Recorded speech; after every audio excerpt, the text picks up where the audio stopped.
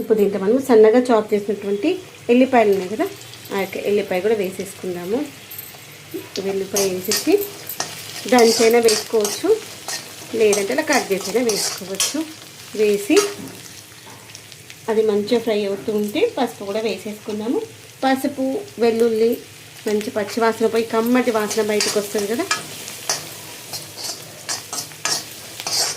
ఇక్కడే మనకి కర్రీకి టేస్ట్ మంచిగా వచ్చేది, కలర్ మంచిగా వచ్చేది ఇక్కడే అన్నమాట.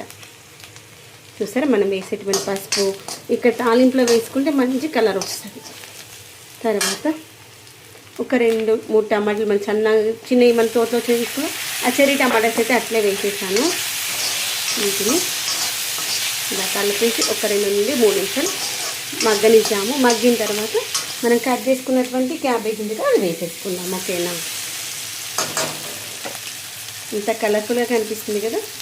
టమాటాలు మంచిగా ఉడుకుతున్నాయి కదా. ఈ టైంలో కొత్తిమీర మంచిగా సన్నగా చాప్ చేసుకుని కొత్తిమీర వేసేసుకున్నాము. కొత్తిమీర ఈ స్టేజ్లో వేస్తే కర్రీతో పాటు మంచి మిక్స్ అయిపోయి టేస్ట్ బాగుంటుంది. మరి మగ్గాల్సిన అవసరం లేదు. మన టమాటా అయితే తొందరగా మగ్గిపోతుంది. బయట టమాటా అయితే టైం పడుతుంది కాబట్టి నేనైతే ఇప్పుడే క్యాబేజ్ కూడా వేసేసుకుంటున్నాను. మన టమాటా తొందరగా వితిన్ 2-3 మినిట్స్లో మగ్గిపోతుంది, ప్రాబ్లం ఏం లేదు.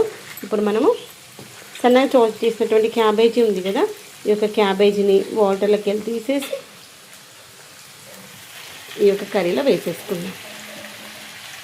ఓకేనా,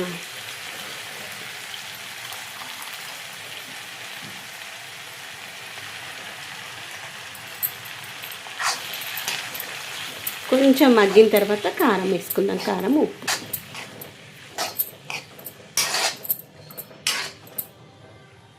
చూసారా ఎంత మంచి కలర్ఫుల్గా కనిపిస్తుందో కదా.